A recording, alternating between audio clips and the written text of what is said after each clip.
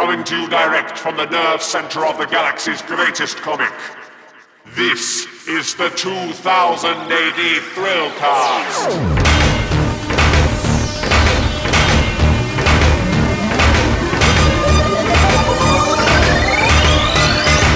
Borag Thung athletes, and welcome to the 2000 AD Thrillcast. I am your host, Molch-R. Now, back in the mists of time, the only colour you'd find in 2000 AD would be on the covers and in the centre spreads. All that changed in the late 80s and early 90s, with at one point 2000 AD making a promise that it would be always full colour. We didn't quite stick to that, but never mind. There was the whole fad in the early 90s for fully painted artwork, and as things have changed, as the production of comics has altered with the introduction of computer colouring, colourists have become more important than ever to the galaxy's greatest comic, but so often an overlooked facet along with letterers. You may recall, if you are a long-time listener, that we did an episode with letterers such as Annie Parkhouse and Simon Boland a while back, so we thought it was time to actually focus on colourists and to talk to some of the regulars you'll find in the pages of 2000 AD about their craft, about how they got into colouring other people's artwork, and some of the pitfalls that artists often fall into when not necessarily taking into account how they should be working with the colourist. So we're going to be talking to two of our long-standing colourists, Nikolai Dante colourist Gary Caldwell and Judge Dredd colourist Chris Blythe. They're going to be talking about how colour can bring storytelling to life and all the opportunities that colouring by computer affords. But first, I have two public service announcements. First of all, for those of you listening when this podcast goes live, head on over as soon as you can to 2000ad.com, where you will find a 50% off graphic novel sale. This is our pre-Christmas sale where you can grab a bargain on selected titles, and there's some real humdingers in there, so make sure you go along and pick up a bargain. Also coming up in the future is the Christmas Prog. Prog 2061 will be out on the 13th of December. Absolutely jam-packed. 100 pages of thrill-powered goodness. Always a highlight of my year. So make sure you keep an eye out for the pre-order coming soon on 2000ad.com or reserve immediately with your local thrill merchant. Now, unless the only comic you read is, I don't know, The Walking Dead, then you cannot escape colour in comic books. And colourists, as I said, have never been more important to 2000 AD than they have now. But the whole process has changed over the last 2 decades as physical media has given way to digital and streamlined the process to allow a far greater range of types of colouring, colours themselves. So the role of the colourist in 2000 AD has always been fascinating, but at the moment, particularly when we're seeing new names in colouring appear in 2000 AD, such as Abby Bulmer and Quentin Winter, it's high time that we actually discovered what it's like to be a colourist for 2000 AD. So it was an absolute delight to welcome Gary Caldwell onto the 2000 AD Thrillcast to talk about the world of colour. So it's wonderful to welcome Gary Caldwell onto the 2000 AD Thrillcast. Welcome, Gary. Hi, nice to be here. Absolutely great to have you on. Let's talk a little bit about your colouring career for 2000 AD. Though your career with 2000 AD, I think, starts earlier than you colouring for us, doesn't it? I did a single Judge Dredd story. Yeah. A long time ago, actually. In fact, I think it was my first published work. Really? Because according to my notes, it was Prog 717, so back in 1991.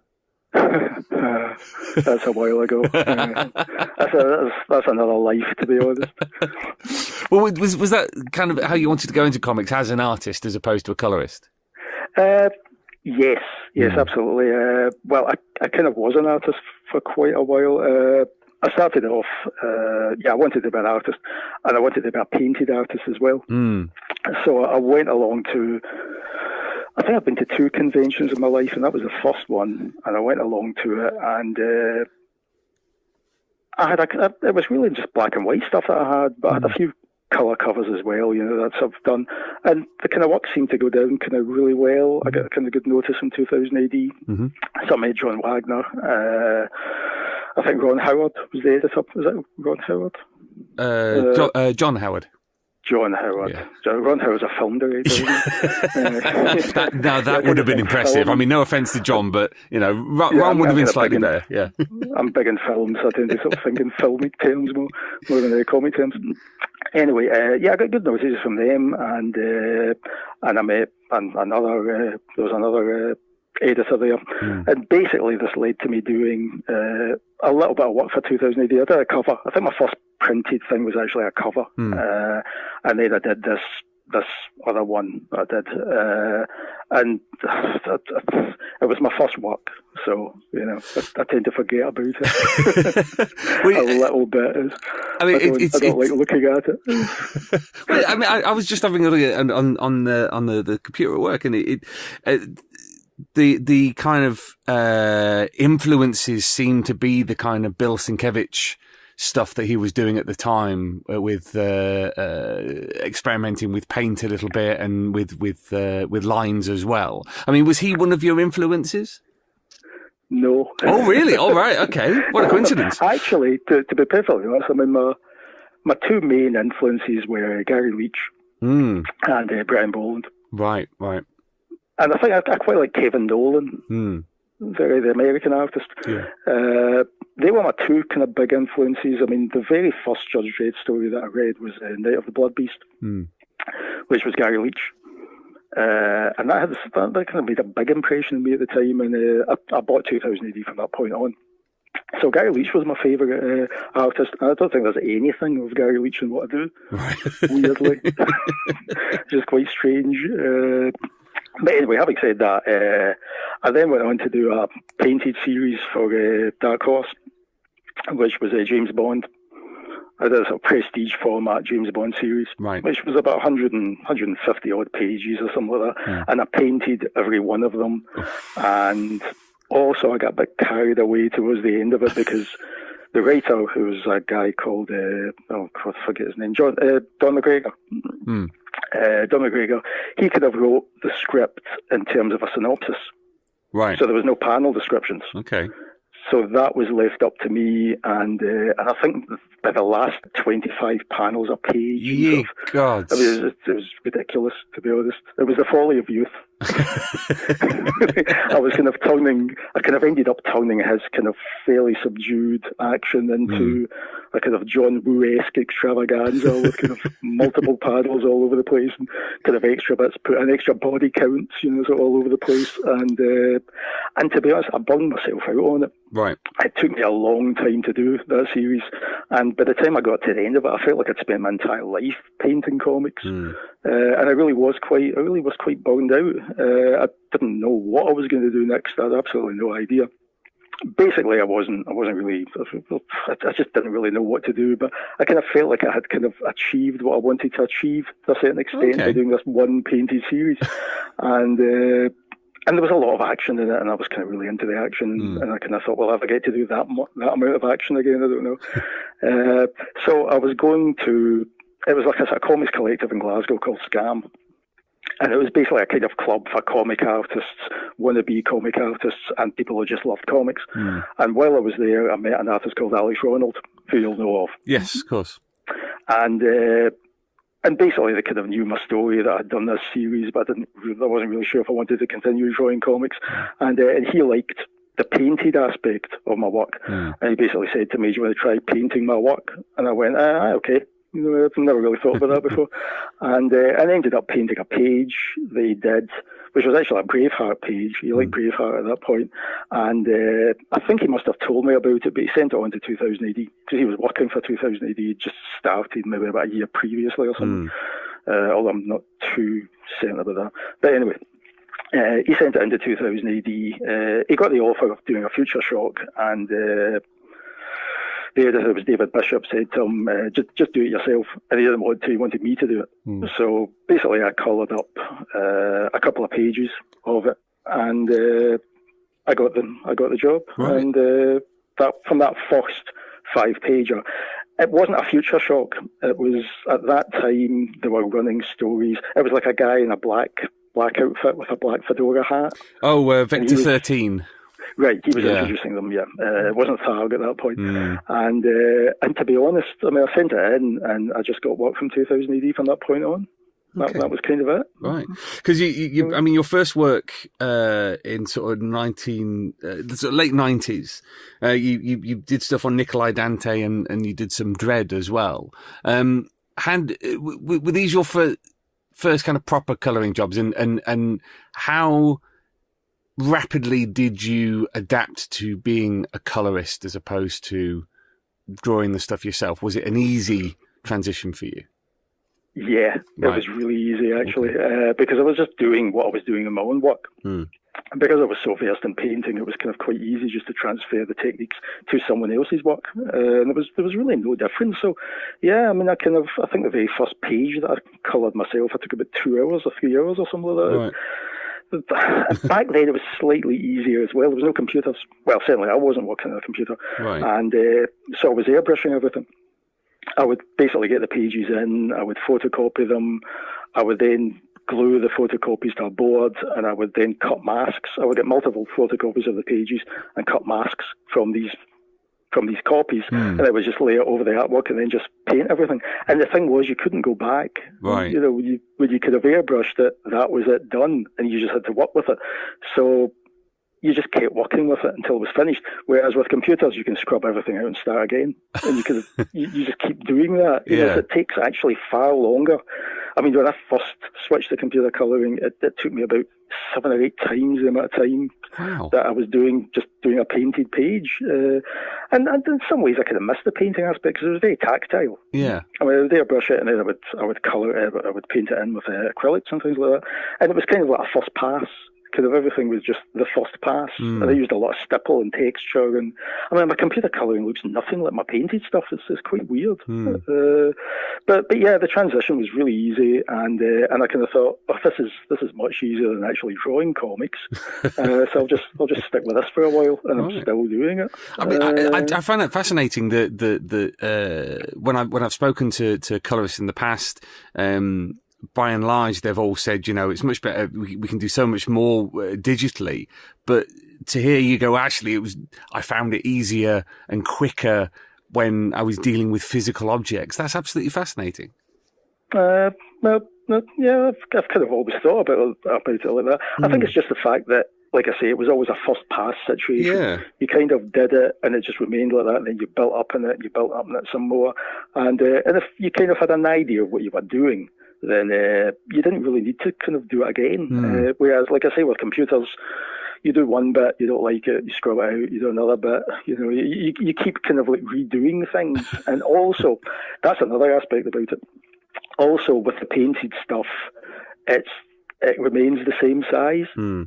You can't blow it up. You know, so you can't suddenly focus on a gun barrel and kind of blow it up to giant size and then detail the gun barrel. It remains like a tiny little bit on the page. So you would just kind of like, you know, paint over it once and that was it. Whereas with a computer, you can zoom right in. I mean, you can spend ages doing an eye. You know, and then you shrink it down, of course, and it's all kind of filled in, and you don't really notice. But yeah, that's an aspect of computers that kind of slowed me down. I mean, I'm a lot quicker now, by the way. With a computer, I don't spend 8 hours on a page. But the computers kind of gave you so many more options. Whereas, like I say, the painting by hand bit was just like a straight road, really. So yeah, I kind of miss it a wee bit, really. Then again, having said that, this will lead me into something else.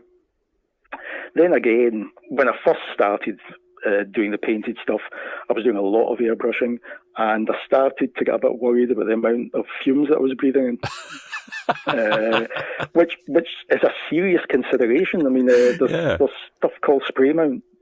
Yes, as you maybe know of, it's like a sort of aerosol glue. Yeah, and that came out. I don't know when it came out, but they found that all these designers and artists were basically dying from cancer like 15, 20 years later. Because I'm not sure if it was ever kind of linked to it, but you were effectively spraying this really thick adhesive, and you really had to kind of, wear a mask and things like that. And people didn't back then. It was like being a baker, you could have worked with flour all the time. And my grandfather died from lung cancer, and I think it was down to the flour that he was working with. Wow. So yeah, I started to kind of think, I'm breathing in all these fumes. Acrylic paint is plastic. It's going into my lungs. So I started thinning it. And my work went from quite bright and quite kind of lush and vibrant to looking like I'd done it in watercolour. and that happened within about 6 months of me starting for 2000 AD. Right. So my work went from being quite strong to being very watery. which is quite weird, but it's kind of like probably my favourite story that I did for 2000 AD, as in the work that I'm happiest with was a missionary man story that I did very early on. Yeah. Called Going South.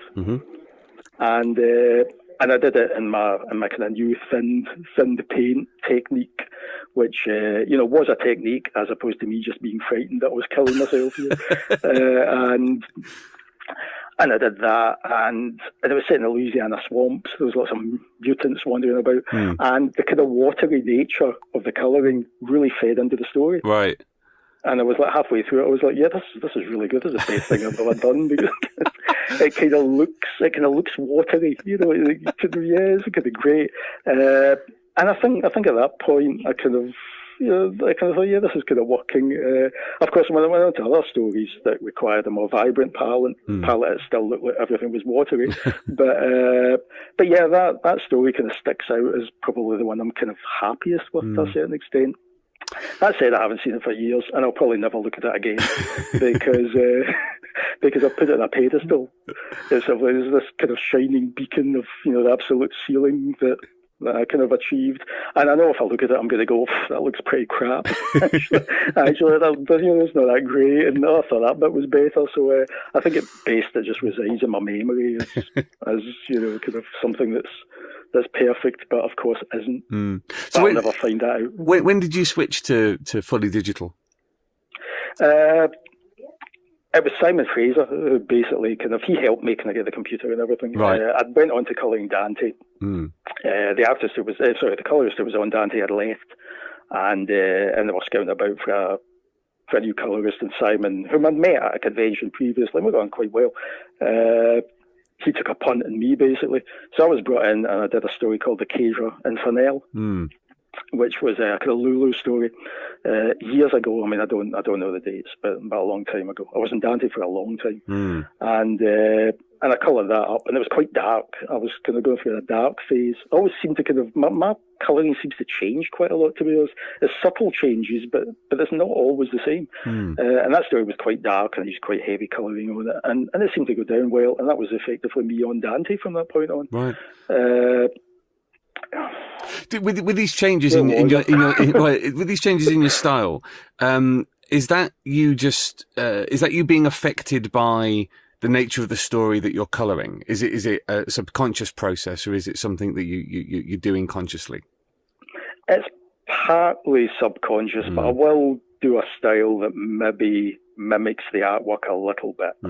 So this story was quite dark, so I ended up doing quite dark colours for it. An Aquila series that I did with Patrick Goddard, I decided that for that one I would use minimal airbrushing, and I would effectively tone it. It was very detailed, but it was flat toning. It looked like an anime, effectively. It was that kind of style, and I only airbrushed the backgrounds. Just like kind of blocks of airbrush background, and yet for someone like Neil Googe, I really airbrush it to death. I mean, I use a lot of heavy airbrushing in Neil Googe's stuff. I did a series called Survival Geeks. I think I finished it about a year ago or something, and that was really heavily airbrushed. So a lot of the time it's a combination of the two. It's a combination of kind of flat toned colouring and airbrushing for certain sections. Other times I just go all out and airbrush everything. Other times I'll just do kind of anime colouring, which is effectively just a flat tone on the element, and then a sort of a shadow tone. So yeah, I think it's kind of half and half. I do make decisions as to what technique I'm going to use, but you can tell it's me. Because the colour, the palette remains the same. So even though the technique, that's something that computer colouring brought in as well. It brought in technique very much. I mean, colouring used to be quite flat, but now it's all shades of everything from flat to almost fully painted. And again, that was the computer that kind of encouraged that, I think. Do you start off with a specific palette for a story, or does that evolve as you're working? Comes into my head as I'm doing it, right? Generally, but sometimes I will look at a page and I just see it exactly how it's going to end up. Like I'll look at something and go, "That's going to be yellow lit," and I then do everything in yellow lighting. So it's a kind of bit of both. But usually, if I make a decision right at the very beginning, when I see something that I know specific, I've got an idea of how to specifically do it, it usually ends up being like that. So yeah, it kind of evolves to a certain extent, but sometimes I just know exactly how I'm going to do something. But take us through your process when you get the pages through from the artist. What's the beginning of your process? How take us through the different stages of it? Okay, at the risk of being all technical and a bit dull, no, not at all. That's what we're here for. Right. Basically, I'll size the page. Sometimes artists size them themselves. I'll size it to maybe 300 DPI or 400 DPI if I'm feeling adventurous. 400 DPI prints really well, but then again, 300 DPI prints well too. So it really just depends. But I'll size it, and then I've got effectively the black and white page that I'm going to work on. What I do is I create a layer on top of that and I set it to multiply. And then I just start filling in the areas. And I usually fill in, like, say for instance, a figure. I'll fill the entire figure in one colour. Yeah. And I'll do it either with the straight lasso tool, sort of lasso around it, and then fill it, or I'll just do it with a pencil tool. And then when that's done, I'll fill in the separate areas like the head, the hair, the eyes, the clothing. And so I'm left with effectively a flatly coloured page. Now, at this point, the colours might be exactly the way they're going to turn out. They might be every colour under the sun. It just depends. And from that point on, I then tone the page, just flat toning, and kind of model it in flat tones. And then when that's finished, I'll actually colour it. So I'll use the fill tool to click on each area and alter the colours to the colours that it's going to be. Then when that's done, I'll then airbrush bits of it, or airbrush all of it. It kind of depends. But the tones are kind of there, so the modelling and the shadows are there. So I might just run the airbrush along the edge of the toning, for instance. Sure. It's kind of done, and I'm just embellishing it now. And when that's done, I'll just maybe put some special effects on it. But I'm not that big in special effects or whatever, so I tend to keep it fairly simple. So I'll just do kind of finishing touches. Yeah, a lot of colourists use, particularly in American comics, use somebody to do the flatting, so the filling in of space with colours, just to give an idea. Have you ever been tempted to do that?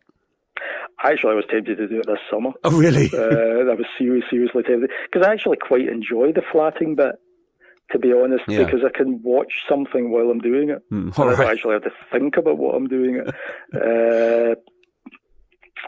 And I basically just kind of switch off. I just kind of do it automatically, and I'll watch something windowed on the screen as I'm doing it. Yeah. So it takes me about an hour. About an hour to flat a page, and I had quite a lot of work in this summer. I was wanting 3 simultaneous projects, which is my limit, and I can't really do more than that. And I did think at one point I should maybe get somebody to do this bit, and that would cut out a bit of time. But I ended up I just did it myself and just spent extra hours doing it, really. Yeah, I can understand. If maybe 22 pages, or you're doing 2 books or something like that. You get 20, maybe 40 pages a month. You would have to draft somebody in to kind of help you with it. Right? Well, how long on average does a page take then? Oh, it depends. Right. I can do Simon Fraser's pages really quickly. I maybe shouldn't say that, but I've had a long association with Simon, so I can literally colour his work in my sleep. Right. Not literally, but yes. Simon's pages. I'm so versed in colouring Simon's work that I can do that really quickly. Usually, it's about 3 hours for a Simon page. Maybe an hour to flat it, an hour to tone it, and an hour to finalise the colouring and do little bits and bobs. Yeah. With other artists, I can take more time. It just depends. But I don't think I ever spend more than 5 hours on a page. If I'm getting to the 5 hour mark, I'm starting to get a bit kind of, I think I've done enough of this, really. But I'm always ashamed to say it.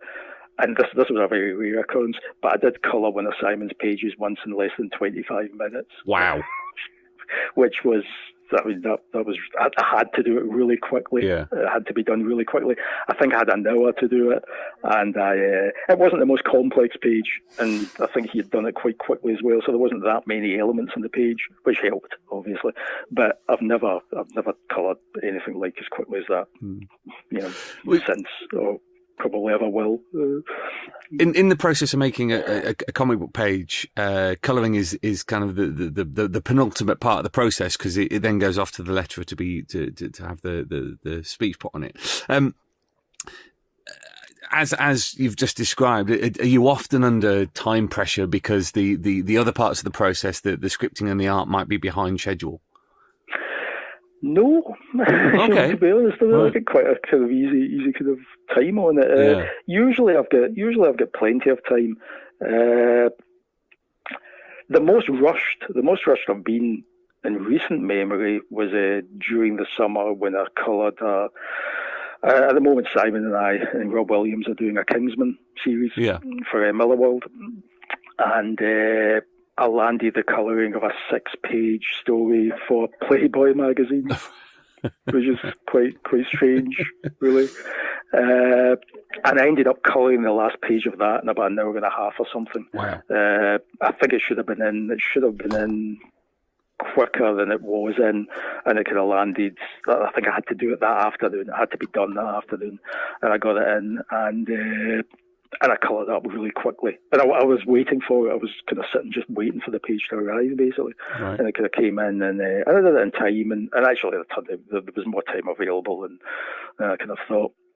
And the thing is, that page actually looks really good. I think sometimes they say that about genius film directors. Oh, yeah. That when they don't have the resources and they don't have the time, that's when they do their best work. So, when they have too much time and too much money, they tend to deliberate far too much, and you end up with a kind of inferior product. So sometimes doing something really quickly it kind of focuses you to a point where you end up just kind of flying, and it kind of works, and you're not sure why. And then when you have more time, you just go back to doing it the way it was, and turning out something average. I mean, you've been colouring stuff for 2 decades now, practically. Oh, and don't say that. Sorry. And how has your style changed over that time? Because obviously you're now fully digital. It changes, as you said, depending on what project you're working on. But have you noticed a fundamental change in the way that you work? Not really. I think I'm pretty much doing the same thing I was doing. Apart from the whole painted thing, was completely different. Digitally, I just got quicker at it. Really, I just got a lot quicker at the digital stuff eventually with practice. So it hasn't really changed that much. I think sometimes I should. Recently I've been thinking I should put more texture in my stuff, because I don't put an awful lot of texture on, and that seems to be quite in at the moment. There's a lot of artists that are putting a lot of texture in their colourists are putting a lot of texture in their work. I think it's partly because I don't really have the tools to do it, the digital tools, and partly because when I do texture, I do slow down because I'm never really sure if the texture is working, so it's kind of outside of my comfort zone to a certain extent. Yeah. I did a story at the beginning of the year for it was like a kind of special prog. I think it was before Christmas. I can't remember what it was celebrating, but I did a Sinister Dexter story, and that was the first one that I did with a kind of conscious attempt to texture it. And it kind of worked really well. I was really happy with it, and I'm very rarely happy with anything I do. And it's certainly a bad idea to go back and look at things that I've done, because as I'm doing them, it's the best thing I've ever done. But as soon as I kind of go back and look at them, maybe a couple of months later, I go, that's no, I don't like that. What was I thinking of? so my stuff really is best left in my memory, right. Really. But yeah, I textured that one. and I was kind of really happy with it. And yeah, I think that's probably the happiest I've been for a while or something. Because you see colourists like Matt Hollingsworth, who works on image books and various other things. He very much sort of experiments with physical objects to create textures, and then scans them in and uses them in his work rather than working fully digital. I mean, is that something that you've ever tried to do? Physical objects, as in it was like, laying down. What was he doing the other day? He was laying down ink and then putting salt on it to make it sort of blotch in different funny ways. It was very interesting, and then he'd scan it in and use it as like the basis of his colouring. To be perfectly honest, I mean, weirdly, I've always seen painting something and colouring something digitally as two completely different things. So I've never really thought to kind of scan in actual painted textures, which is something you could do. But it's been so long since I've painted anything. I mean, I literally just stopped painting when I switched to digital. Okay. So the kind of physicalities of kind of doing all of that would be quite strange for me. So no, it's not something I've ever really considered. It's interesting though. And is remaining a colourist is continuing in the mode that you've reached now, what you want to continue doing? You've not had any sort of calling to go back and do another 180-page graphic novel fully painted? Oh, I don't think anyone would want me to. I haven't drawn for about 20 years. Wow. I think the stick men would probably be the kind of pinnacle of my abilities at the moment. No, I never did. Very occasionally, I would get the notion to maybe do a cover, maybe just draw a cover and ink a cover and then colour it. But I kind of never did it. Partly because I don't know how it would turn out. It might turn out awful, and if I sent it somewhere, they might look at it and they go, "Yeah, that's all crap, but the colouring's good." So I'd be back at stage one, and my ego would be bruised, and think, "Oh, I'll just stick to colouring. I might as well." So no. I mean, I've been doing it so long now. I don't know what I would do if I wasn't doing it, which is quite frightening. This is pretty frightening. So yeah, no. No, not really. I guess I didn't love drawing as much as I maybe thought I did. Right. I would explain it like that. I guess I probably liked painting more than I liked drawing. Okay. Which is why I don't miss. I mean, I don't even doodle. It's quite weird. It's quite strange that I kind of just stopped doing it full stop. And that was that. I never went back to it. In terms of, I mean, you've partly answered this question already. Your favourite artists to work with? You've mentioned Simon Fraser. Is there anybody else you particularly enjoy colouring? I'll be kind of honest. Because of the process that I use, artists tend to be kind of the same. I'm using the same process, even though the technique might differ. But I'm using kind of the same process. So I kind of quite enjoy working in. I mean, there's a certain standard. There's a certain kind of professional standard of comic art. So all the artists are good, So I wouldn't say there was one that I kind of liked over another one, if you know what I mean. It's all about storytelling. It's all about somebody, sort of telling a story. So yeah, I mean, I like Simon's art because I have this kind of close association with him. So he's kind of always buzzing about in my head. But yeah, I can't say I really kind of disliked working in any other artist. I kind of quite like working in all of them, to be honest. Okay. Nobody's kind of springing to mind that I prefer over another, if you know what I mean. Sure. You mentioned one word there that I was going to come on to, which is storytelling, and I wanted to get your view on the colourist's role in the process of storytelling, because obviously the artist is laying down the action. They're animating the characters on the page. How important is it for storytelling, for action, for mood, for atmosphere, for the colourist? I think that black and white artwork can be I think black and white exists on its own kind of level. Colouring brings something else. Some artists probably are better in black and white than with colour slapped all over them. But I have such appreciation for my craft having a colour slapped all over them. Anyway, the colouring can certainly bring a lot of mood and atmosphere, and I can only really talk from my own kind of approach, but what I tend to do is, I don't know, other colourists may do this as well, I'm a very literal colourist. I tend to colour things as they are. I'm not kind of prone to flights of fancy with the colouring. So there's generally a kind of realism there. But to counter this, and I've always done this intuitively, I'll occasionally go quite abstract. So I'll do a lot of single coloured panels. And the colours that I use are usually tied into the emotion of the panel.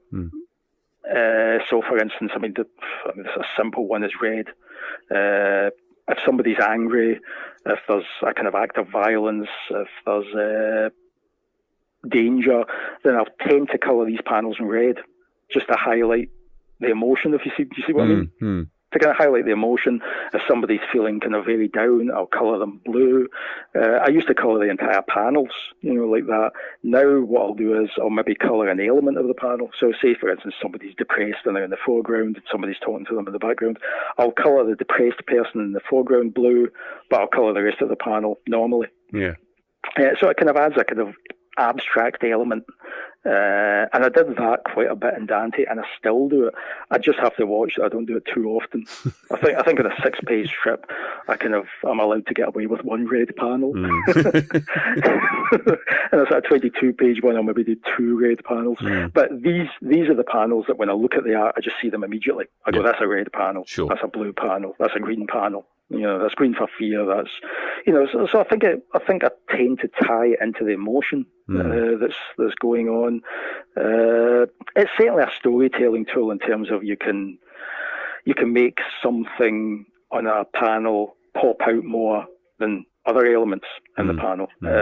So you can sort of draw the eye to a particular area of the page that's important, maybe more important than other sections of the page. And you can certainly do that. And certainly coloured lighting. I do more coloured lighting now than I've probably done in the past. And coloured lighting kind of adds a kind of another dimension to it. But the coloured lighting things tends to be, if it's a war room, I'll colour it red. Sure. See what I mean? Sure. If it's if I'm trying to evoke up a kind of atmosphere of terror or whatever, I'll do green lighting. So yeah, things like that. And I think that does heighten the mood and certainly the atmosphere. You can certainly heighten the atmosphere. And I kind of weirdly kind of lurch from very subdued, sometimes quite vivid. Again, I've never thought so much about my colouring, to be honest, as I've thought in the last half hour. I kind of lurch from sort of very bright, sometimes to very subdued. And that's a kind of weird duality. My stuff sometimes used to be really subdued, and then I tried to kind of consciously brighten it up a bit. And now I've kind of hit this balance where you can give these really bright scenes coexisting with quite dull, subdued scenes. And certainly the kind of the more subdued approach can be atmospheric. Bright stuff is less atmospheric, certainly. I remember I did a Judge Dredd story for the magazine once, maybe within the last couple of years, and it was quite a kind of crazy kind of story. I decided to colour it kind of really brightly, and that was like a conscious decision to colour it brightly. And eventually, when I saw it printed, I kind of needed sunglasses to look at it. It's quite weird because previous to that I think I'd done something that was quite subdued, but it kind of worked. But now I try to get the balance right. I try to do what's appropriate for the for whatever strip I'm doing. So there's been a lot of talk in recent years about the place that colourists occupy within the comics hierarchy. So often comics and colourers and letterers are missed off the lists of creators on a book. What's your feeling on something like that? Do you feel aggrieved if all the credit is going to just the artist and writer, or do you see yourself as a kind of, it's more of a backroom function to what you do? Everything I've done has been credited. I can't think of an instance that wasn't credited, with the exception of the recent one that I did for Playboy. Right. I wasn't credited in that, although Rob Williams gave me a fairly sizable mention in his blog. But I don't know why that was the case. But generally, I remember before 2000 AD started, I think it was a case where people weren't credited at all, were they? No. The sort of artist writers were fairly invisible, and I think it was 2000 AD that started the credit box. Yeah, it was Kevin Neal. Is that right? Yeah. Right. So, I mean, there was a time when, everybody worked anonymously. I kind of thought that now you generally get credited. The hierarchy is the hierarchy. I mean, the writer comes first, the artist comes first. Without the artist, there'd be no, physical artwork. Sure. The colourist is third, the letterer colours does his thing maybe last. Although, no, not necessarily nowadays. But so yeah, it was kind of writing, art, colouring, lettering. That's really just it. Yeah, it's nice to be credited. Yeah, I do like being credited. I think that the colourist and the letterer should be credited because they worked in it as well, and they've contributed to the whole. Yeah. I think it's the kind of thing of if you get a graphic novel, it's always got the writer's and the artist's name on the front. Yes, but then the colourist and letterer aren't necessarily on there. They might be credited inside, and yes, we give credit boxes and everything. But you see some colourists who are very vocal in saying, well, we have a maybe not an equal share in this book, but certainly, our name should be up there. Yeah. Yeah. Is that a British and an American thing? It seems to be both, really. I mean, it's like I said, it's certain colourists who are very vocal, people like Geordie Belair, Matt Wilson, people like that who aren't shy in saying, well, we've worked on this book as well. I mean, from personal experience, I did Doctor Who for a number of years, and my name was always in the cover of that. Right. I did another book which came out, which was a kind of magnum opus. It was about 170 pages, called Kid Savage, which was a kind of all ages title by Image. Yeah. Written by Joe Kelly, by Ilya, and my name's in the cover of that as well. I got sent a Survival Geeks graphic novel. It was a 2000 AD collection, and my name wasn't in the cover of that one. So I think it just kind of depends. But it is nice to have your name in the cover, though. I must admit, my name's not in the cover of Kingsman either. Right. So I don't really know. I don't know why that happens sometimes and doesn't happen other times. But it is nice to see your name in the cover. Well, I mean, it's not a deal breaker or anything like that, but I wouldn't get too upset about it. But it is nice. It is nice to see your name on the cover. Yeah. As a colourist and as somebody who, as you said, you don't draw anymore, so this is your career path. You are a colourist. Is there a job that you would like to work on? Is there creators that you would like to eventually get to work on with? Creators wise, I'm kind of happy doing anyone's kind of work, to be perfectly honest. There's no way that kind of springs to mind. I've coloured quite a lot of guys anyway at this stage, and I've kind of liked I think pretty much all of them. Subject wise, I like to do a war series. I've never done a full blown war series, be it a historical war or a futuristic war. And I've never actually done that, and I'm kind of into that. I'm kind of I did do, again, that kind of stands out as something I'm kind of really happy that I got to do, was this a few years ago now, that was a tie-in with Rebellion's Sniper Elite. Oh yeah. Computer game, and I did a North African-based World War II kind of promotional, I think it was maybe 8 pages in a cover, thing to promote whatever Sniper Elite version it was. It might have been the third one, I'm not too sure. I did that with Patrick Goddard, and it was basically two. It was a German sniper and a British sniper in the desert having a duel in North Africa. And I was like, finally I got to work in a World War II strip. I was really into that. So yeah, I'd kind of like to do a World War II thing, or just any kind of war series. Yeah, I like space opera. I like space opera as well. But I have done stuff. Yeah. I did one for 2000 AD called Cinnamon years ago, which was a very sleek, kind of high-tech space opera. I quite enjoyed that. So yeah, just a war series. I'd like to do a war series, a pure kind of gritty kind of war series, throw lots of stipple on it.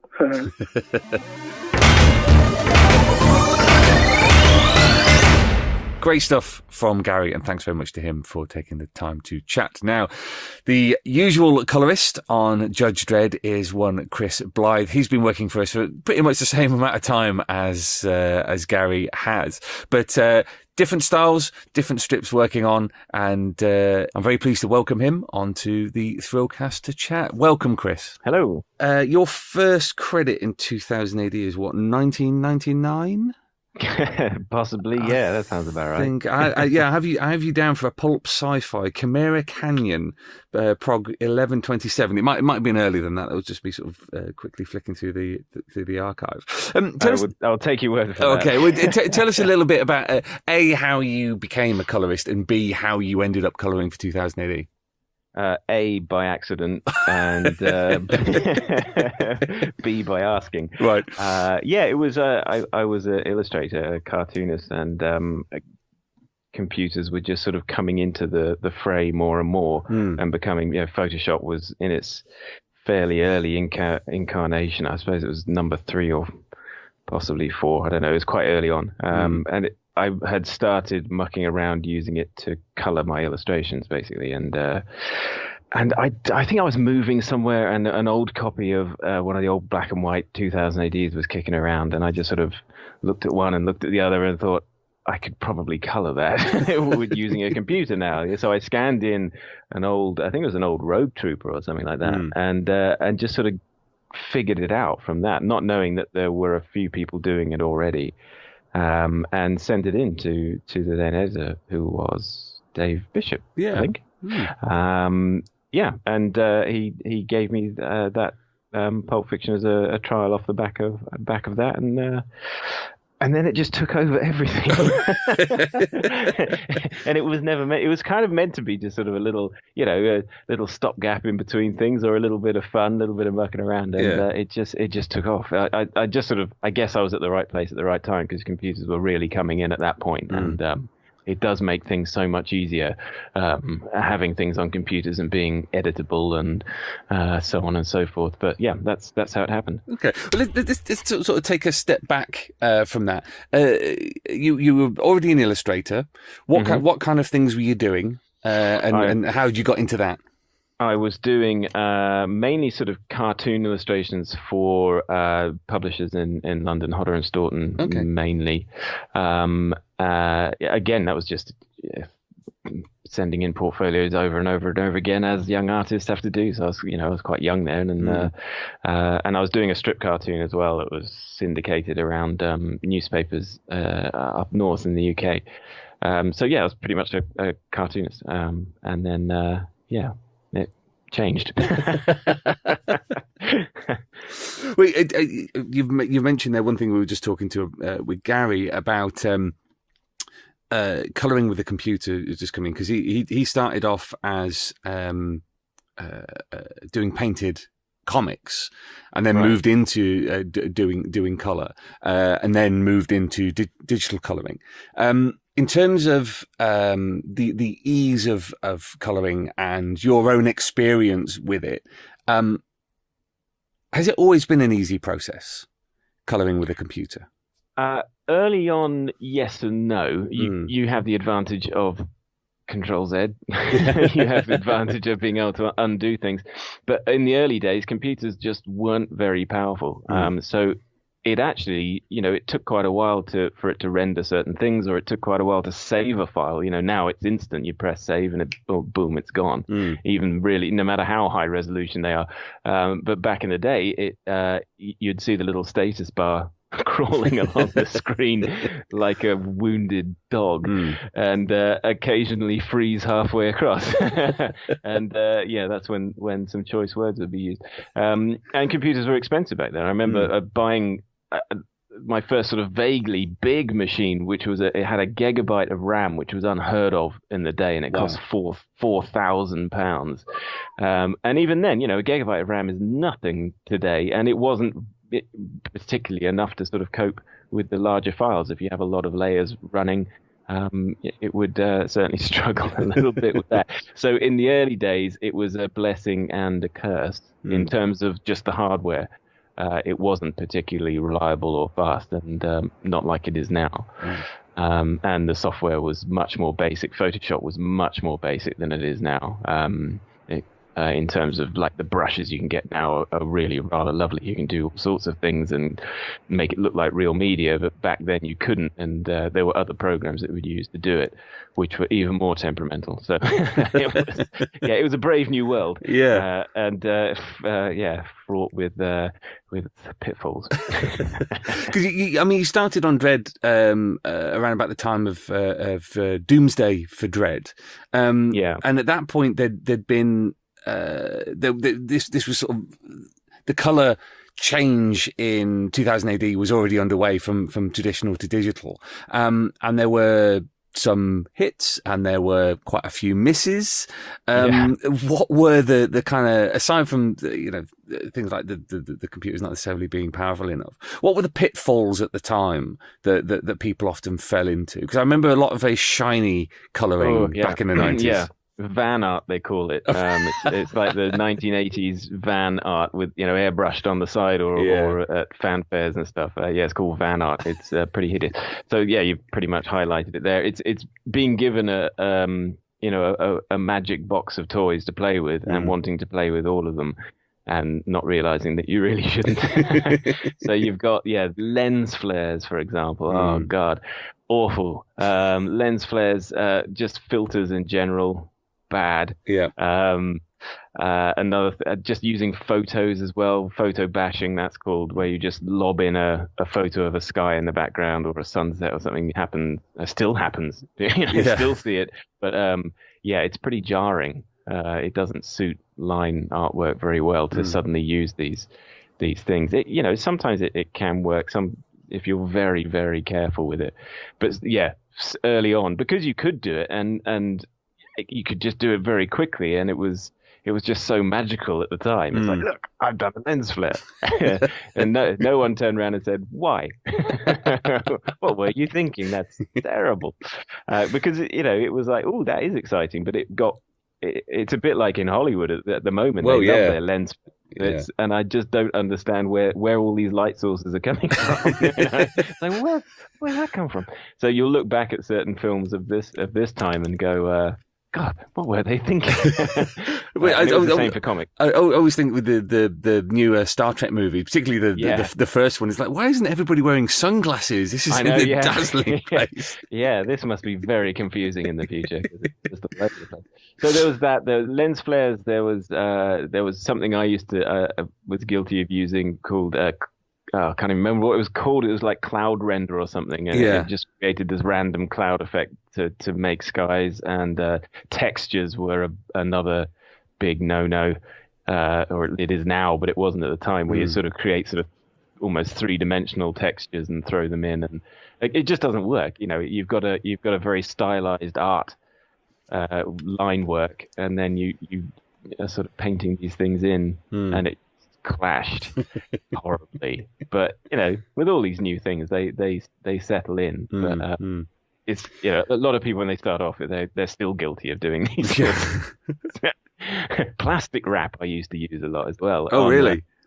Only on sort of armor and stuff. It sort of was quite interesting on Dredd's shoulder pad. I used to put plastic wrap on, but very minimally. But I don't do that anymore. Well, it's somebody who's kind of fallen into colouring, for want of a better phrase. Have there actually been any colourists who've inspired you or changed the way that you work? You've looked at it and gone, oh, right, okay, I'm gonna take a leaf out of their book. to start with, I didn't know anyone because I hadn't got a clue anyone was doing it, and then slowly I became aware of. I've got to think of his name. He always worked with a certain artist in America at Christian Lickner. He was Liquid Graphics. He used to do Marvel, and he used to do something. Oh, what was it called? Can't think. But he always coloured this artist called Joe. He used to just sign it Mad Joe Manganiello or something. All these names. Anyway, he was amazing, and probably still is. But I think he's sort of shifted into previs artwork now. But he did stuff, and I'm more inspired by, I would say, sort of people like Simon Davis, and there's sort of painterly style. Things like that sort of interest me more than other colorists particularly. What do you look for when you first get a script? I mean, let's get down to brass tacks. When you get a comic script in with the pages, what do you do to prepare for that? To prepare to colour it? Well, so in the early days, I used to have to fight to get a script. Right. That was kind of how far down the priority list colouring was, really. It's like, well, why do you need a script? And of course, it was all done by paper and post. There was none. We didn't have FTPs and fibre optics, so it was all done by post. But you need to know what So the first thing is to read the script and look at the pages, so you know what's going on. I used to get it what they call flatted. So you just have flat colours put down, which you then use as masks. I used to have that done for me by guys in America back when the exchange rate was a bit better, and it made financial sense to do that. Yeah. But since then, software's kind of been developed to kind of help you do that. It's certainly not perfect, but it saves you a lot of time. There's a flatting software out there, which is takes a bit of getting used to, but is what I use now. So I don't particularly use flatters anymore. But that's the first stage, to get it flatted out in big, bright, bold colours that are just purely used to select and mask.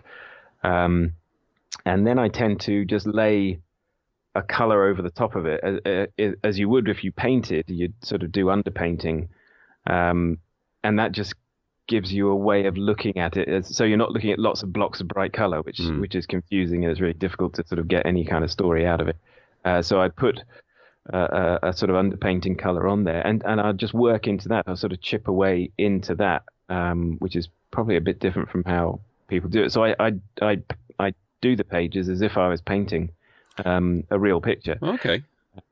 Which is it leads to a narrower use of color, because that's sort of another, I think, sin, is this sort of overuse of color, because you can have any color in the world and you can mix it instantly, and anything can go over anything else. So when you used to have to do it by watercolor or whatever, you'd have to go light to dark, and you don't in a computer. You can go dark to light or whatever, and fluorescent and God knows what. So there's no limit, and a lot of pages just come out like a candy box. It's like, whoa, God. So doing it that way, it tends to limit how many colors you use, which is I find much more effective and easier on the eye.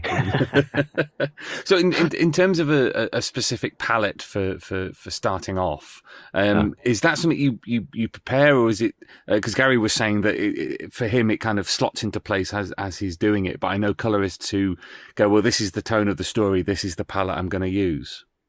Yeah, I don't think I would lock it. Yeah, I think I'd be more like Gary there. I wouldn't lock it down early. It does tend to morph as you move on. I tend to look for the money shot on the page or the episode, which is the real kind of boom image. Yeah.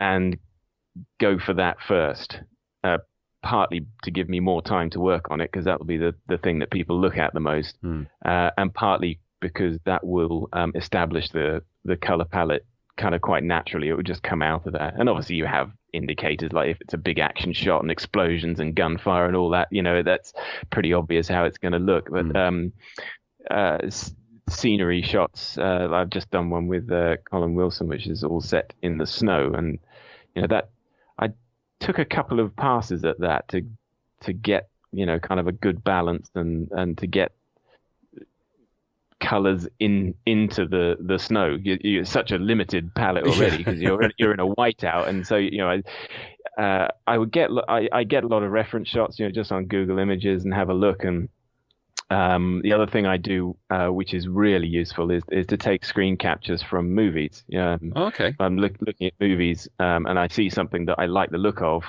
I'll take a screen capture of it. So I have folders and folders and folders of movie screen captures.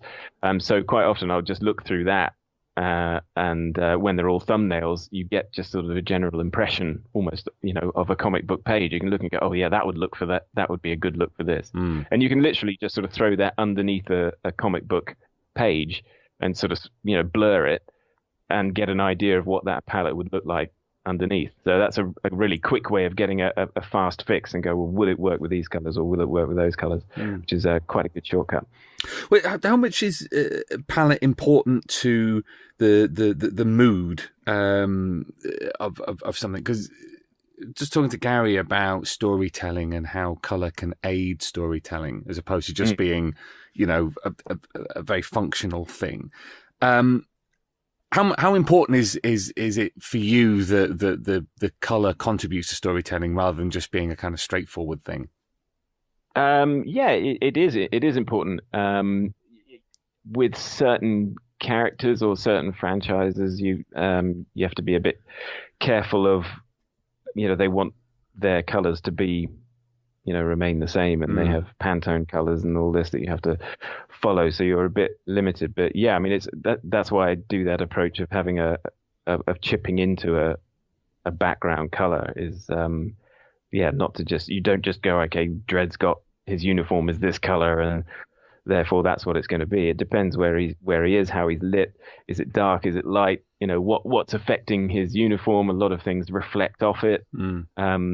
It's and that's outside of comic books. That's what I'm involved in TV and doing a movie at the moment. Okay. If they do color scripting, which I think is something that was sort of pioneered by Pixar. So they, instead of just storyboarding, then take the storyboards and do a color script, and that's when sort of the emotion and the journey is told with color palettes throughout the movie. So you have your midpoints and your Dark Night of the Soul and all this kind of thing, and it is completely and utterly dictated by the colors used, and it's quite an involved art form. Yeah. So it sort of subconsciously comes out in comics anyway. So yeah, I think it's really important. I think people are getting better and more literate in these sorts of things as colors become a more important thing. Because in the old days, of course, you couldn't afford to have everything color. You used to have 2 pages and the cover. That was it, and now everything's color. So it's become a very important thing. So I mean, this is interesting. That's something that they this is work that you've found in another industry. Has this come because you are a comic book colorist? Yes, I suppose it would. It came off the back of a Doctor Who thing I did last year, part of an animation thing, and so it I guess my comic book work has been like a 20-year apprenticeship. A very useful apprenticeship. But I'm still very, very involved in comics. So there's lots of projects going on all over the place. But yes, it's quite a new thing within the movie industry that they want to because it's with CGI films they do this with. Because everything is built from scratch and lit from scratch and so on and so forth. So it's a way of prevising the lighting and the mood of a scene. By taking certain parts of the storyboard and painting them up, as I would do a comic book frame. It's a very similar process. Okay, there's quite a few, particularly 2000 AD artists involved in the film industry now. Chris Weston, Jock, obviously, a few others. This isn't something that I was aware that actually happened. So the idea that there's also 2000 AD creators working in yet another sector of the sort of TV and movie industry. I mean, that's absolutely fascinating. Yes, allowed out into the real world sometimes. Yeah. Unleashed on the general public. Well, it's kind of, I don't know, almost like the continued kind of infiltration of the real world by comic books. That, you know, all these skills that people have been working on for their entire careers, all of a sudden the rest of the world's kind of waking up and going, oh, you're really useful. Yeah, well, I think what's going on in Hollywood probably helped that transfer of talent over, because it's almost entirely run by superheroes now. And I think the CGI aspect of movies, there's a lot of, you know, kids movies are CGI or motion capture and stuff, and that part of the creative process is quite necessary now. Otherwise, you end up with a bit of a mess unless you actually sort of guide it. It is a fairly sort of new art form in its own right. It's it's interesting. Okay, coming back to comics. Sorry, no. It's just, you know, 2000 AD and all that. As a colorist, I mean, what's your approach to? We've already talked about some of the kind of deadly sins that people committed in the early days of computer coloring. But what's your approach to things like textures on backgrounds and skies and large expanses? Because some artists that you've worked with, I'm thinking people like Colin McNeil. Where, as his style has simplified, the amount of open space, the amount of space where there's no detail necessarily, has grown. There's a lot of room there for embellishment at the sort of colour phase. And how, as a colourist, do you approach that kind of open space? Are there a lot of traps to fall into? I approach it in a very painterly way. I mean, Colin McNeil is a brilliant painter, you know, he does his lovely full color painted pages as well as these very graphic black and white line art pages. So yeah, in a very painterly way. I use like scanned in real media, so I'll splash paint around or India ink and, you know, bleed it with water and stuff and scan it and have those as textures to start with. But also, you know, Photoshop's brushes are very good at emulating paint now, which they never used to be. I used to use a program called Painter, which did a good job as well at doing sort of oil paints and watercolors and stuff within the computer. I will paint backgrounds. I'll paint skies. I'll paint snow or whatever is needed, because that works well with line artwork, where opposed to sort of shoving a photo or something behind doesn't. So it keeps it within the realms of tools that people would use in the real world, out of computers. You know, I think it's quite important to sort of keep it like that. And with my approach is to try and avoid airbrushes as much as possible, and avoid that kind of look. So yeah, with a kind of a painterly approach. I mean, I love it when big areas are left, because it gives me something to sort of get my teeth into, and it's nice to just sort of paint a sky. You know, spend an hour in the morning painting a sky is a nice thing to do. So I appreciate it when they have the confidence to do that. And other artists I've worked with have sort of asked that question. You know, what do you want me to do with this bit? Do you want me to draw some stuff in there, or should I just leave it for you? And I always, you know, if that's a choice, leave it. I'll do it. Ever since Judge Dredd went full colour in sort of the late 80s, there's been almost distinct phases of colouring where most artists were doing it themselves. And then you have the rise of the big fad for painted comics. Yeah. And then you have the beginning of the computer age, and it seems that your name and Gary's name and Len O'Grady and Abigail Bulmer and people, your names are appearing a lot more. Do you think the rise of computer colouring has facilitated this? That a lot more artists are now more content to let their artwork be coloured than they were before? I don't know. I don't know where that decision comes from, whether it's an editorial decision or whether it's an artistic decision. I should think part of it is a financial decision. I should think part of it is, what can you get away with in the budget?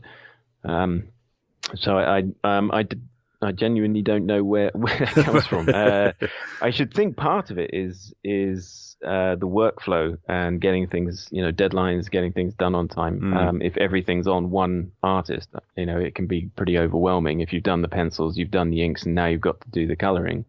There can be an exhaustion that can set in at that point. Whereas if you hand it over to someone who's starting, right from fresh on that page, sure, it's probably beneficial to do it that way. So I think it's a combination of hopefully it's a part of that combination is people being happy to be coloured. That's certainly my experience so far is that people like what happens, but I should think other elements are involved there as well. Has there ever been a time when you've been working on some artwork and found out that the artist wasn't all that keen on what you'd done? There's only one time I think it was Colin McNeil actually. Right. It was what was it, Vanguard? I think it was. It was like it was the first really big series I did for 2000 AD, an ongoing series. And I did read in an interview he wasn't that chuffed about it, but ironically that was the sort of when that came out. I think it was still Dave Bishop. I've got a feeling it was the editor still. He gave me a pay rise and was a bit worried about me being poached by America. So you sort of it is very subjective, but I did take that to heart and have tried very, very hard on his artwork ever since, to make him happy, because that's what you want. You don't want an artist to turn around and go, God, bloody hell, what's that? After you've finished. Wait, is there an artist that you favorite is quite a subjective word, but are there artists that you really enjoy working on? I used to love Cam Kennedy. Right. Yeah, I mean, that was a real moment when I got to work on his Dredd stuff, and then we collaborated a lot with Dark Horse and Star Wars. He sort of took me over to Dark Horse, actually, as his colorist of choice. So that was a very cool thing for him to do. Cam Kennedy, because he was a favorite when I was a kid. Loved his artwork. So to collaborate with him was great. I mean, just about everyone in 2000 AD. It's such a strong group of artists, but Steve Parkhouse I collaborate a lot with. Steve Yole I like, Ben Wilshire, Colin McNeil, Simon Colby. I'd love to work with Jock again. I mean, too many to mention. It's just such a strong stable of artists. But I'd say up the top, Cam was always a joy, because it's just such solid artwork.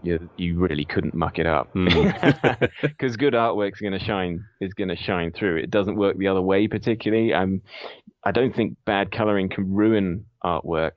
Good coloring can certainly enhance it. But if it's strong artwork, it's gonna stay strong. It's interesting you mentioned so many people there, because I mean, you've been colouring Judge Dredd for the best part of 2 decades now, on and off. And lots of different artistic styles. But as a regular colourist, Is there a palette that you stick to with Dredd? Because it seems in the last decade or so, the way that Dredd has been coloured, it's not realistic is the wrong word, but it's not it's not over the top. It's not garish. It's subdued, slightly subdued. Basically, how do you adapt your style to all these different styles of art, if you do at all, or do you approach it because it's Dredd in the same way? No, I changed quite a bit, but it's probably only things that I noticed. But I mean, there are certain approaches that just don't suit certain artwork. You know, it's such. Mike McMahon was a good one recently. He's really tricky to color because he's, as stylized as you can get.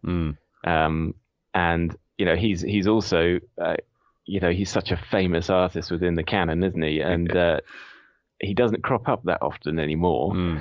So to color him I can't remember what story. It was quite recently it appeared. I took a couple of goes at it because I just couldn't get it right. And sort of a traditional comic book approach, and I have seen him sort of colored before in quite a sort of traditional computer coloring way, quite modeled, quite airbrushy, and it just didn't suit it. It just didn't work because he's so stylized. So I just completely started again and sort of did it with this kind of watercolor texture to it, as if it had been painted on some quite, thick watercolor paper. And I don't know whether people liked it or not, but I thought that suited him a lot more. I change it quite a lot compared based on what the artwork is. I try to fit in with it as much as I can. So I wouldn't just take the same stylistic approach. It does change from artist to artist. Well, with McMahon, you've got those that wonderful colouring he did for the kind of the annual stories back in the sort of early mid-80s, which very watercolory, very bold colour choices, lots of blues, lots of greens, lots of browns, and the colouring on the recent story remind me a little bit of that. Actually, was like you say, it had that feel of being on the kind of the old paper, as it were. Yeah, which I thought suited his style. Because he's another artist I grew up on. Growing up on his almost like wood carving like slains, which were wonderful. I love them. So again, it was one of those artists I wanted to do well by. I wanted to do a good job. Not that I would never not do a good job. Sure. I always want to do a good job, but it's just one of those moments where you just think, I've got to get this one right, and hopefully I did. How long does it normally take you on a page? That's a good question. It depends on the artist, but I normally work on anything up to sort of 6 pages per day. That's a hard day, but anywhere between 4 and 5 pages if I'm going flat out. And with the kind of technology that you're using now, things like Photoshop, I don't know what else you use these days, but one thing that Gary brought up was that he felt that certainly when he began with computers, it took him longer to colour because all of a sudden there was this infinite choice that he had. Whereas when he was working physically, you get it down on the page and once you've done it kind of thing. How do you kind of juggle that kind of, I could do this however I want. I could do it, there are X number of million Pantone colours that I could be using for this. How do you kind of focus it down and streamline that process? Deadlines. Pure and simple. I'm a kind of child of like the Ron Smith school of working in this industry, and that is, you have your deadlines and you sort of work back from that. How much time have you got?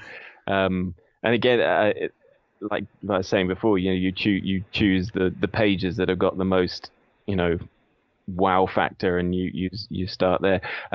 I think when you've been doing it for as long as I have, then that you have your sort of go-to palettes and understanding of color and palette. So I don't think you have that issue or that problem of like, oh my God, what color do I start with? It tends to come quite sort of naturally now, I think. And this was a question that I asked Gary. But I mean, how do you feel the comics industry treats colorists in general? I mean, not just at 2000 AD, but over in America as well. I mean, do you think more attention should be paid to their role in the process? Is there a feeling that colorists are starting to be more recognized? I think sort of colorists and letterers are kind of the silent partners. It's where in America, I think that they get a bit more press. Their names are on the front. If I work on an American book, my name's on the front. It doesn't tend to happen so much outside of that. It is. I think at the start it was very much coloring is just an afterthought, and I always tried to sort of get involved a bit earlier in that, especially with artists that I knew. We'd sort of try things and collaborate a bit more. I'd get in touch with them and talk to them about it while they were drawing the pages to try and just try new things. Stevie Orr was always really good about that and really good at trying new things. I think it was a Pussyfoot 5 story, and they had these sort of smoky monsters, kind of ethereal things, and so he drew them separate, and then I sort of scanned it all together and put it all on different layers so I could muck around with it and get these smoky effects without ruining the other line artwork. So it's a shame that things aren't collaborated a bit earlier, partly, and we could save the artists a lot of time. But I think that those sorts of things are changing quite often. I'm working on a book for Dark Horse at the moment, and Mark Buckingham, the artist, is trying a few new things, and we're sort of doing test pages first before really getting down to it. So we've got the technique and the approach sorted before we get into the sort of deadline canyon. Which is always really nice to do. It's always really nice when an artist is interested in that stage of it, as opposed to like, I've finished that and whatever happens now.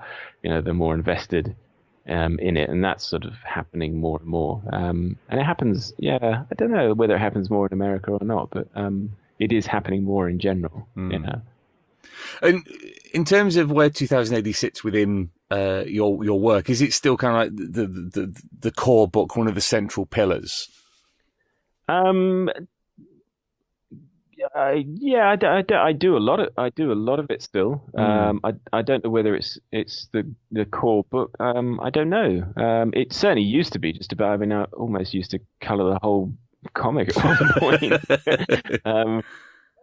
So I don't do it as much as that, and so I've diversified a lot, and I work for quite a few American companies, Boom and Dynamite, and I've just finished a Dynamite series with Andy Diggle, the James Bond books. I'm just starting another one with Dark Horse. I just think it's probably amongst the comic book work, it's probably a little under half of what I do, I suppose. Sure. It's quite an important half. I have talked to the editor and said, talked to Matt and said, I will always say yes. So don't think that I'm not around for it, because I enjoy 2000 AD, partly because it's just so, as you say, it's so varied. Every week it's a different artist, even though I am basically, doing Dredd. It's so different each time. So it stays fresh in that way. And it's fun. I like it. I grew up on it, and my kids read it. So it's kind of it's a good thing to be working on, because they get all the copies.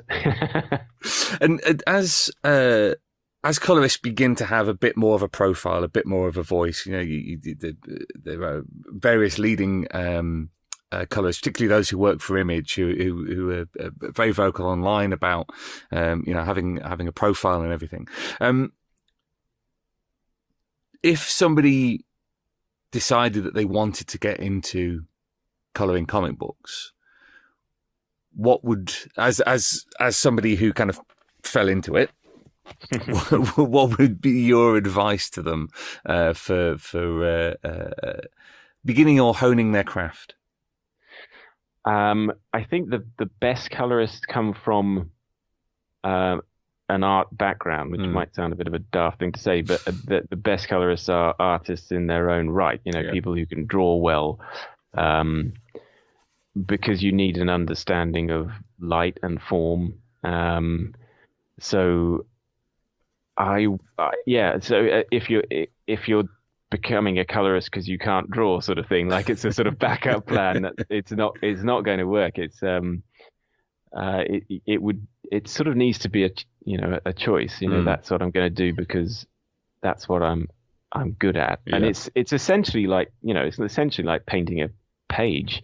So it's kind of painting, but without having to think about the actual form and structure of the page, which is kind of nice in a way. You don't have to sort of think, okay, what's the composition of it? You can just concentrate on the actual sort of painting of it. But you do need to know how to do that. You do need to know how light works. You do need to know how light works on a face, on a body, on a material, on cloth, on folds, how, as you were saying before, how to fill a blank space without railroading all over it. And just observe.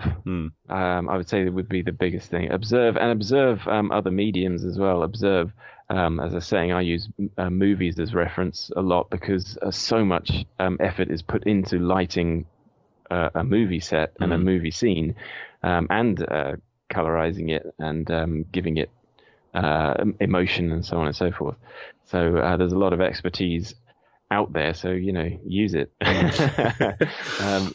Look, just keep observing. That's probably about the best advice I could give. Sure. And don't sit on your ass for too long. Get up and move around every now and again is the other bit of advice I would give. I think that's sage advice for every stage of the comic book making process. Yeah, that's right. Yeah, go out and get some fresh air every now and again. And one final question, without naming any names.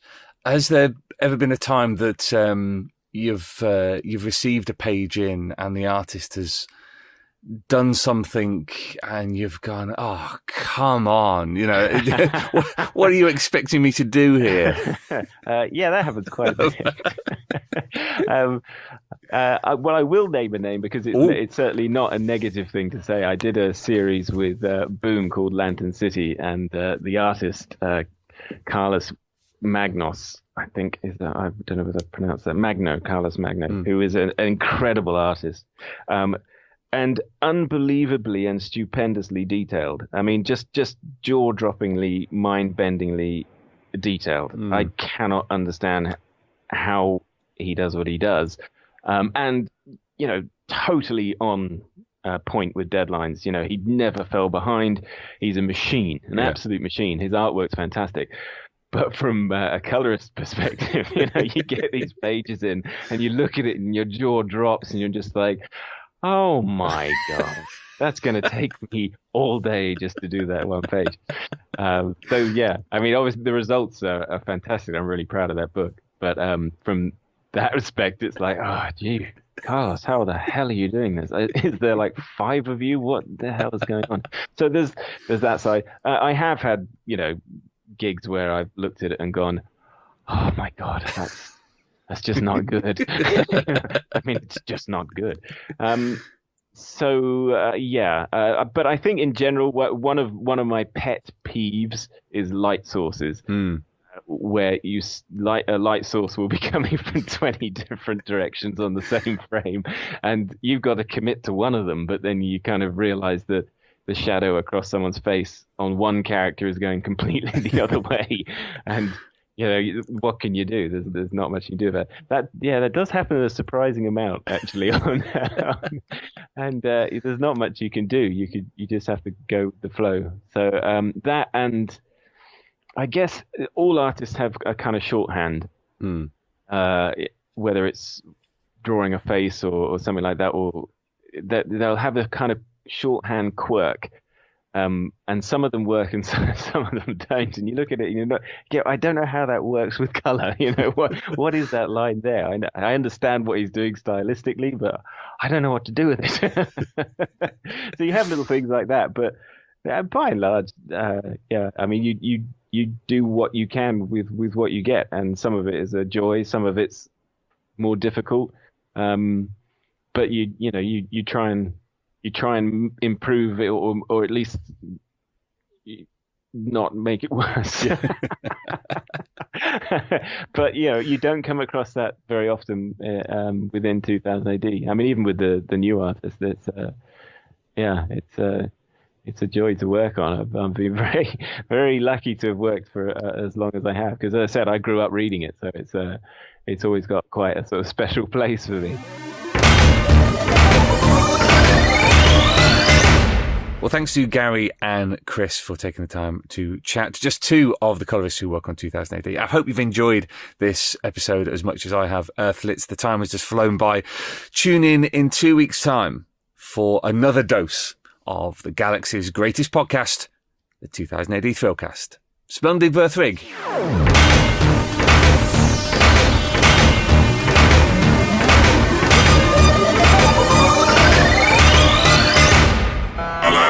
Alert! Alert! Thrill power levels dangerously high. Alert! Read 2000 AD every week. Ask your comic book store or newsagent now. Subscribe to the galaxy's greatest comic at 2000adonline.com. Subscribe digitally on our apps for Apple, Android, and Windows 10. And download DRM free copies from 2000adonline.com. Alert! Stand by for urgent updates. Search for 2000 AD on Twitter and Facebook. Watch the latest videos at youtube.com/2000 AD online. And follow on Instagram at Insta2000 AD. Program complete. Shutting down.